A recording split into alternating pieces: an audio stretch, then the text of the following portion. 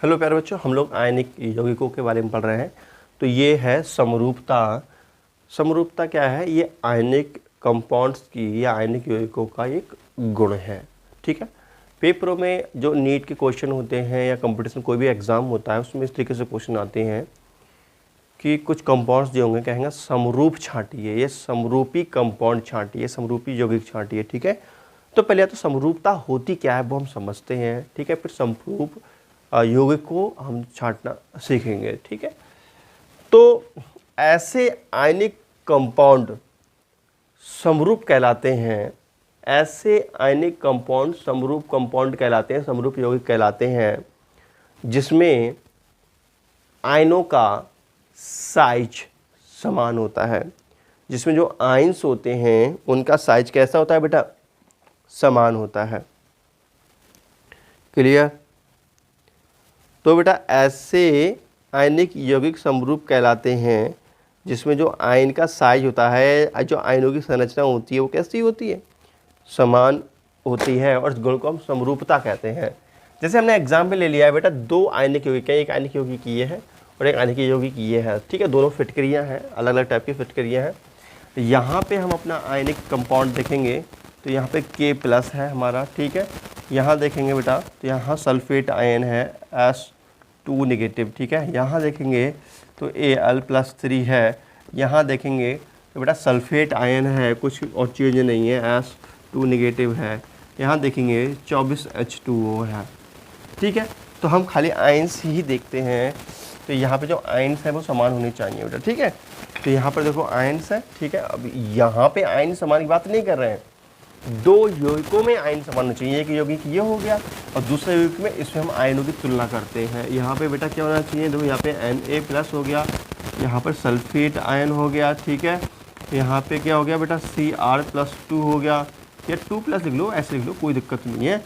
और यहाँ पे सल्फेट लिख दो, सल्फेट 2 नेगेटिव। ठीक है, अब देखो बेटा तुलना करो, Na+ Ca+ समान है, एक जैसे हैं। ये देखो और ये देखो समान है।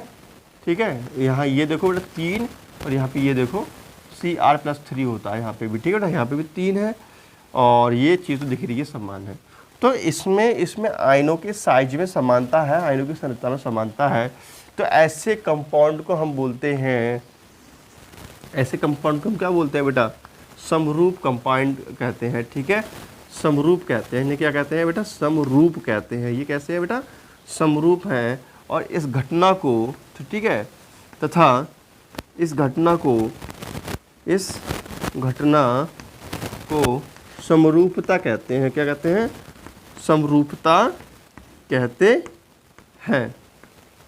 ठीक है बेटा, तो वे आयनिक कंपाउंड, वे आयनिक यौगिक जिनमें आयनों की संरचना एवं साइज समान होते हैं समरूप कंपाउंड कहलाते हैं, समरूप आयनिक यौगिक कहलाते हैं। और इस परिघटना को हम समरूपता कहते हैं। ठीक है, समझ में आ गया बेटा? नोट करो परिभाषा। देखो बेटा, वे आयनिक यौगिक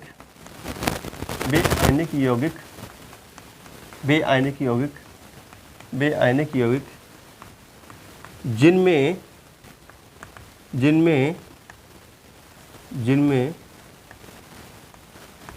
आयनों की साइज एवं संरचना, इनमें आयनों की संरचना समान होती है,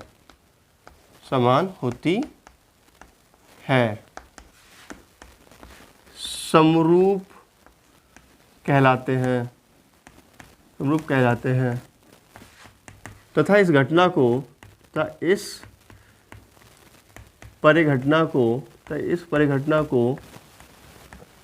समरूपता कहते हैं। तो इस परिघटना को समरूपता कहते हैं। ठीक है बेटा, ये उदाहरण आप नोट कर सकते हैं। उदाहरण नोट करो, मैं और भी उदाहरण आपके लिए बताऊंगा।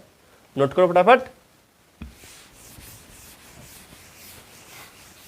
तो बेटा आप लोगों को ज़्यादा इंटरेस्ट नहीं आ रहा है 11वीं वालों को, मुझे लग रहा है पढ़ने में आजकल, है ना? पढ़ ही नहीं रहे हो भाई, 2-4 व्यू आ रहे हैं। कोई बात नहीं बेटा, जैसा करोगे वैसा पाओगे, है ना? मैं तो चाहता हूँ कि आप लोगों के अच्छे नंबर आ जाएं। इसलिए वो आप लोगों को पढ़ाने की कोशिश कर रहा हूँ। आप लोग पढ़ेंगे तो अच्छा लगेगा मुझे, ठीक है।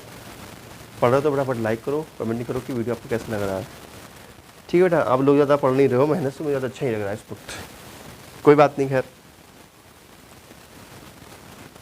और एग्जाम्पल देखो, ZnSO4 एवं 7H2O, ठीक है बेटा। ZnSO4 एवं 7H2O, ठीक है।